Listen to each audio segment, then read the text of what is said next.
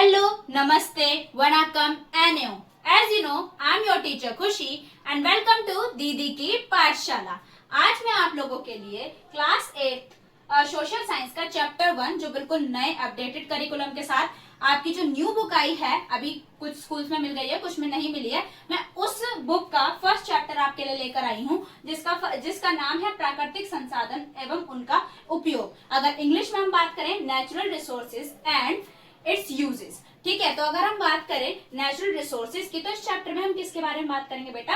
हम बात करेंगे नेचुरल रिसोर्सेज के बारे में, यानी कि प्राकृतिक संसाधनों के बारे में। अगर हम बात करें प्राकृतिक संसाधन की तो अगर इस वर्ड को तोड़कर देखा जाए तो प्राकृतिक संसाधन किन दो शब्दों से मिलकर बना? एक प्राकृतिक और एक संसाधन, यानी कि नेचुरल और रिसोर्सेज। अब नेचुरल जो शब्द है उसमें देखो, उसमें क्या छुपा हुआ है? उसमें नेचर छुपा हुआ है। प्राकृतिक शब्द में प्रकृति छुपी हुई है ना। तो जो नेचुरल रिसोर्सेज है इसका मतलब वो हमें कहाँ से मिलते हैं बेटा? वो मिलते हैं हमें नेचर से। ठीक है, तो जो भी हमें प्रकृति से उपलब्ध है और इंसान के डेवलपमेंट के लिए, मानव के विकास के लिए उपयोगी है, उन्हें हम क्या कहते हैं? उन्हें हम प्राकृतिक संसाधन बोलते हैं। अब देखो बेटा, प्रकृति से तो हमें बहुत सारी चीजें मिली है ना। प्रकृति से हमें जैसे कि ऐसी चीजें भी मिली है जो हम अभी तक इस्तेमाल नहीं कर पाए। तो जो चीजें प्रकृति से मिले वो सारे प्राकृतिक संसाधन नहीं है। संसाधन सिर्फ वो है जिनको यूज करने के लिए हमारे पास पर्टिकुलर एक टेक्नोलॉजी है जिसको हम आज यूज कर पा रहे हैं। वो सारी चीजें क्या है? रिसोर्सेज है।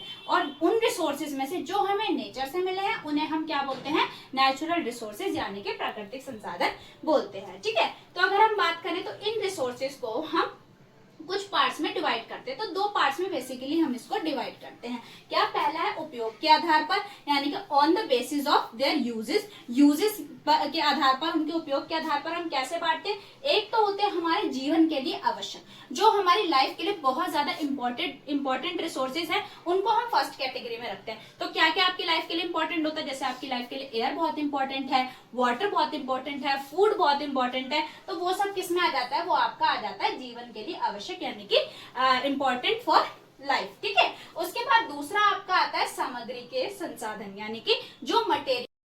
ठीक है, तो दूसरा हमारा है बेटा सामग्री के संसाधन, यानी कि मटेरियल रिसोर्सेज। तो जो हमारे मटेरियल रिसोर्सेज है उसमें क्या आता है आपका? उसमें वुड आ गया, स्टोन आ गया।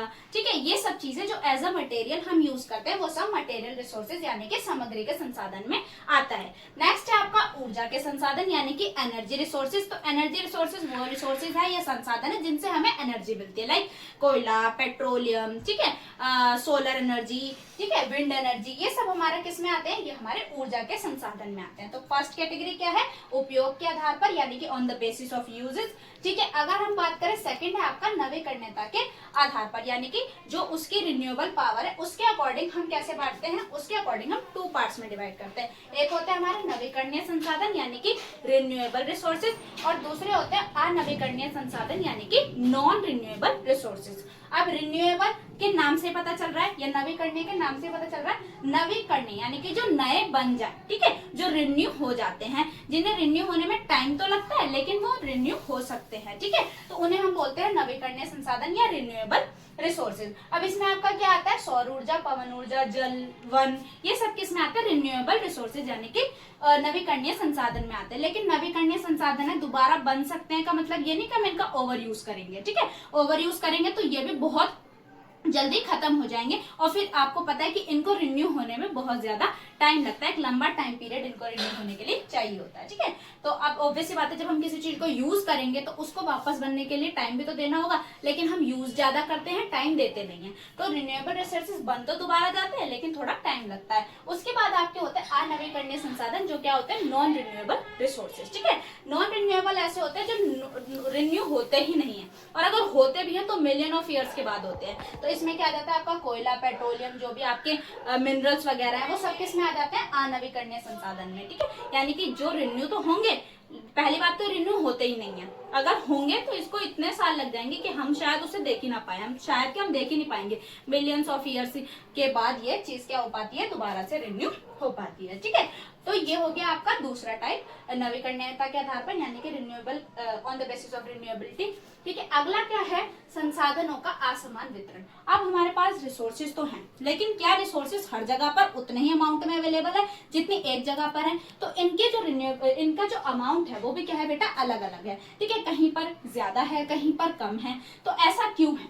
क्योंकि अलग अलग क्षेत्र में अलग अलग तरीके का डेवलपमेंट का रेट है। ठीक है, तो ऐसा नहीं है कि एक जगह पर, अगर एक जगह पर कोयला मिल रहा है तो वो सब जगह पर उतनी ही अमाउंट में मिलेगा। और देखने को क्या मिलता है कि जहां पर ये रिसोर्सेज मिलते हैं वहां पर डेवलपमेंट नहीं है। ठीक है, तो रिसोर्सेज जो हैं, क्योंकि सब जगह की अपनी अपनी अगर देखा जाए तो सब जगह का की स्थलाकृति अपनी अपनी अलग अलग है, लोकेलिटी अलग अलग है, उसकी वजह से या उसके कारण क्या है, हर जगह पर रिसोर्सेज जो है वो अलग अलग, मतलब इक्वल इनका डिस्ट्रीब्यूशन नहीं है, अनइक्वल डिस्ट्रीब्यूशन है। तो उन क्षेत्रों के विकास के स्तर पर कि वहां पर क्या, जहां पर रिसोर्सेज है वहां पर उतना डेवलपमेंट नहीं है, और उन रिसोर्सेज के आसपास क्या बनाए जाते हैं, व्यापार उद्योग लगाए जाते हैं, व्यापार उद्योग से उनको जीविका मिलती है। कुछ जगह जैसे झारखंड की अगर हम बात करें तो बेटा वहां पे कोयला पेट्रोलियम बहुत ज्यादा है, लेकिन जिन एरियाज में है वहां पर इतना डेवलपमेंट नहीं है। तो वहां के लोग क्या करते हैं, उन एरियाज में, अर्बन एरियाज में शिफ्ट हो रहे हैं, क्योंकि वहां उन्हें काम ही नहीं मिल रहा, वहां उनके डेवलपमेंट ही नहीं हो रहा है। ठीक है, तो व्यापार और उद्योग का विकास तो वहां पर होता है, लेकिन उतने अच्छे तरीके से नहीं होता है। और जब भी ये व्यापार या उद्योग लगाया जाता है तो बेसिकली यही देखकर लगाया जाता है कि वहां पर रिसोर्सेज अवेलेबल है या नहीं है। ठीक है, दूसरा क्या है, संसाधनों को लेकर असंघर्ष। अब देखो, मैंने आपको बताया कि हर जगह पर इक्वल नहीं है, अनइक्वल है। तो क्या होता है, कुछ एरियाज में इसको लेकर ना कंफ्लिक्ट देखने को मिलता है, संघर्ष देखने को मिलता है। और वो संघर्ष और कंफ्लिक्ट का कारण क्यों देखने को मिलता है? क्योंकि कोई कहता है कि ये तो हमारे रिसोर्सेज हैं, कोई कहता है ये हमारे रिसोर्सेज हैं। तो इसका एक एग्जाम्पल आपका जल विवाद है। ठीक है, कावेरी नदी का डिस्ट्रीब्यूशन जो है वो इक्वल नहीं है, और इसके लिए कर्नाटका, तमिलनाडु, केरला और पुडुचेरी जो है ये आपस में लड़ रहे हैं कि कोई कहता है कि कावेरी नदी का इतना % हमें मिलना चाहिए, ये हमारे एरिया से होकर जाती है, हमें इतना मिलना चाहिए। तो ये आज ही नहीं, आज का नहीं, बहुत पुराना कन्फ्लिक्ट है जो कावेरी नदी के बंटवारे को लेकर है। तो संसाधनों को लेकर संघर्ष भी हमें देखने को मिलता है, क्योंकि डिस्ट्रीब्यूशन इक्वल नहीं है, और ये हमने नहीं किया, ये नेचुरली है। ठीक है, नेचुरली कहीं पर है, कहीं पर नहीं है। अब हम ये नहीं कह सकते कि दिल्ली में कोयला पेट्रोलियम मिल जाए, ये हो ही नहीं सकता, पॉसिबल ही नहीं, क्योंकि यहाँ की लोकेलिटी ऐसी नहीं है। ठीक है, नेक्स्ट है आपका संसाधनों का अत्यधिक दोहन। अगर हम ओवर यूज करते हैं इन रिसोर्सेज का तो क्या होगा, ओवर यूज करने से रिसोर्सेज का क्या होगा? आप एक नॉर्मल सा अंदाजा लगाइए कि कोई भी चीज आपके पास है, अगर आप उसको ओवर यूज कर रहे हैं, ज्यादा इस्तेमाल करेंगे तो क्या होगा, वो खत्म हो जाएगी। ठीक है, या तो खत्म हो जाएगी या बिल्कुल खत्म होने वाली होगी, और उससे रिलेटेड जो भी चीजें होंगी वो हमें मतलब एज अ प्रॉब्लम देखने को मिलेंगी। ठीक है, तो अगर देखा जाए तो जब संसाधनों का दोहन होता है, संसाधनों का रिसोर्सेज को हम ओवर यूज करते हैं, तो पहला तो परिणाम क्या होता है कि उनके खत्म होने का डर होता है कि वो खत्म हो जाएंगी चीजें। ठीक है, दूसरा क्या है, जलवायु परिवर्तन। क्योंकि कहीं ना कहीं इन रिसोर्सेज की वजह से, नेचुरल रिसोर्सेज की वजह से हमारा पूरा इन्वायरमेंट इसी पर टिका हुआ है। ठीक है, जो भी हमारे सीजनल चेंजेस आते हैं, सब कुछ आता है, वो किसकी वजह से होता है, इन्हीं रिसोर्सेज की वजह से देखने को मिलता है। ठीक है, तो जलवायु परिवर्तन क्या है, एक इसका रिजल्ट है। दूसरा क्या है, प्रदूषण। ठीक है, हम पेड़ काट रहे हैं, वन सब खत्म कर रहे हैं, किसके लिए, रिसोर्सेज के लिए। तो इसकी वजह से क्या होता है, इसकी वजह से पोल्यूशन होता है, और अलग अलग तरीके का पोल्यूशन हमें देखने को मिलता है। और आप पोल्यूशन का, एयर पोल्यूशन का एक बहुत अच्छा उदाहरण दिल्ली में देख सकते हैं आफ्टर दिवाली, या दिवाली के टाइम पर ही आप देख सकते हैं कि बहुत ज्यादा पोल्यूशन दिल्ली में रहता है। उसके बाद है जल संकट। ठीक है, जल संकट भी इससे पैदा होता है। और तीसरा, जैव विविधता को हानि, क्योंकि ये जो संसाधन जहां पर मिलते हैं वो ऐसे एरियाज होते हैं जहां पर नेचुरल बहुत ज्यादा, मतलब अगर देखा जाए तो बहुत अलग अलग तरीके के जीव जंतु हमें देखने को मिलते हैं, क्योंकि जंगल वाले एरियाज वगैरह में देखने को मिलते हैं। तो यहाँ पर जो भी जीव जंतु रह रहे हैं उनके घर को लेकर, या मतलब एक तरीके से देखा जाए तो उनका शेल्टर उनसे छिन जाता है अगर हम इन रिसोर्सेज को ओवर यूज कर रहे हैं तो। ठीक है, तो ये क्या है, ये कुछ उसके परिणाम है, रिजल्ट है कि अगर हम ओवर यूज करते हैं इन रिसोर्सेज का तो क्या होगा। तो बेटा ये आपका पार्ट 1 है इस चैप्टर का।